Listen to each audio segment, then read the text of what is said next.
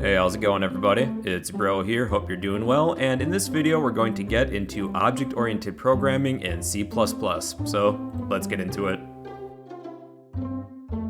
Before you reach the end of this video, make sure to like, comment, and subscribe so that we together can challenge and defeat the mighty YouTube algorithm.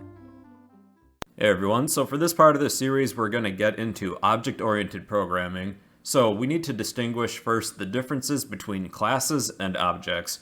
So look around you right now wherever you're sitting or standing. So you are currently surrounded by different objects. For example, I have a mic in front of me, I have a mouse, I have a cell phone, and I have a PlayStation 4 controller next to me. So in programming, we can actually create objects that mimic these things, and it's kind of like it's a new data type. So I could create, for example, a PlayStation 4 controller that has some qualities and it can perform something. Otherwise, I can create a cell phone object and it can do certain things. So we can actually create a class that serves as a blueprint for the different characteristics of an object and what kinds of actions that they can perform. So let's create a new class and we'll make some human objects. So we're going to create a new class before our main method. So to create a new class, just type in class, and you need a name for this class. So if we're going to create human objects, we can call this class human. The second step is that we'll want the members of this class to be publicly accessible because normally we don't have access to whatever's in this class outside of this class. So we're just going to type the word public, and this is a access modifier. Now we can actually assign some variables that all humans should have. So what characteristics of humans come to mind? So I'm thinking humans typically have names, at least that I'm aware of. Let's make that singular though. They have an age, and maybe a weight. So we'll have a string variable named name, integer named age, and a double variable named weight. So these are kind of like nouns. They're variables that are acting as the characteristics of what all humans should have. Now humans can also have like functions. So what kinds of actions can humans perform? So for example, one that comes to mind is eat. So we can create a eat function for humans. So maybe if we call this function, we'll just say this person is eating.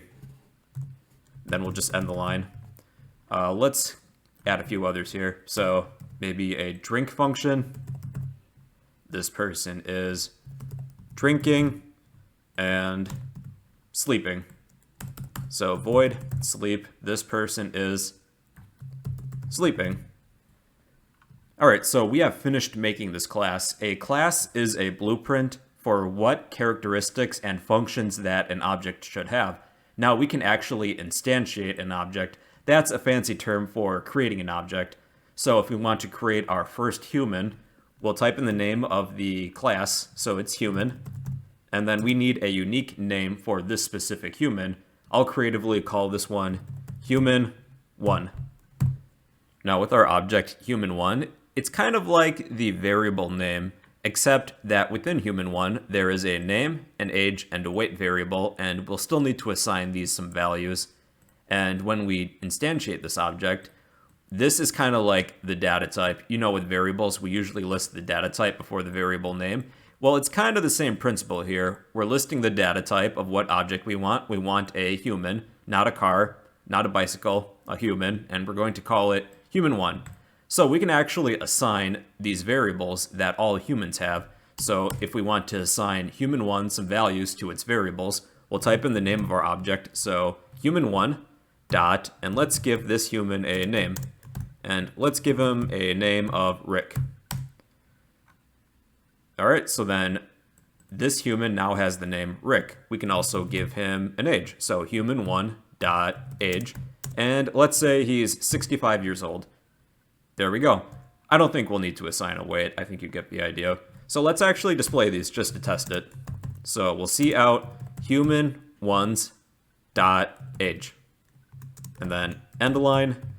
And we will do the same thing for name. Human1 dot name. So let's try this. Yep.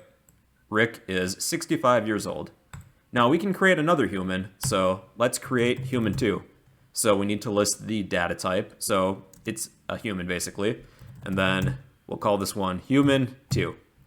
And let's give human 2 a name and an age, so human 2 dot name equals Morty. And let's give human 2 an age, perhaps 16. Alright, so let's display human 2's age and name, but I'm going to flip these because they're bothering me because they're out of order. Okay, let's try this now. So human 2's name is Morty, and he has an age of 16 years old. Now we can actually perform one of the functions within a class, so let's have Rick use the drink function that he has access to. So if you want to use a function that belongs to a class or an object, just type in the name of the object that you want to perform that function.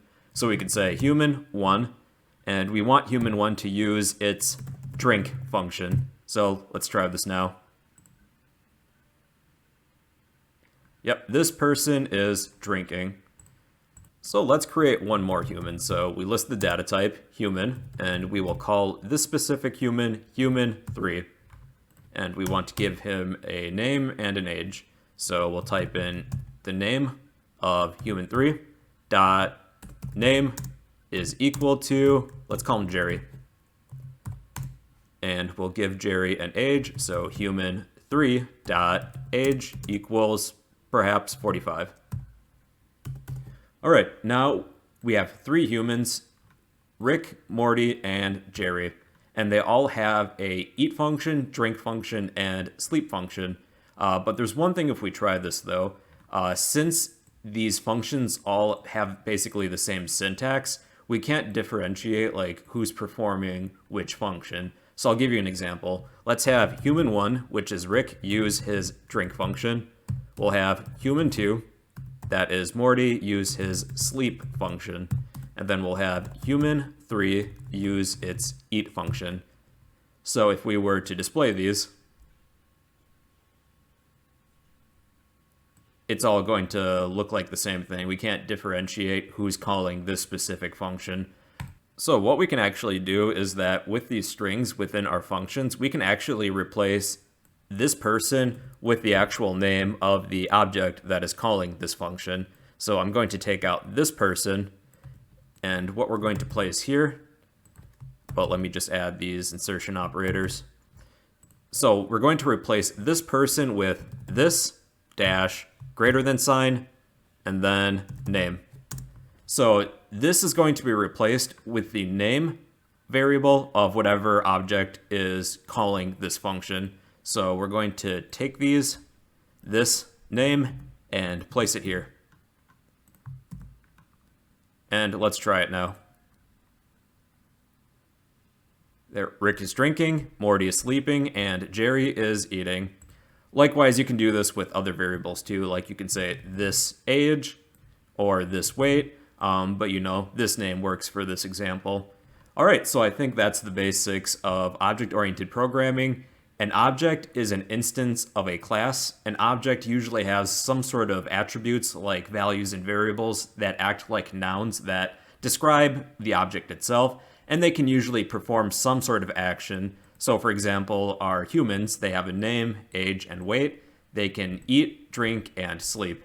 And a class is like the blueprint of what attributes and functions that all humans, or whatever object you're dealing with, can perform. So that's the very basics of object-oriented programming in C++.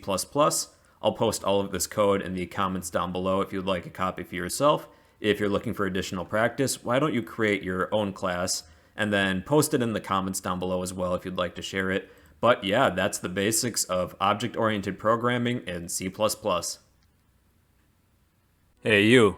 Yeah, I'm talking to you. If you learned something new, then you can help me help you in 3 easy steps by smashing that like button, drop a comment down below, and subscribe if you'd like to become a fellow bro.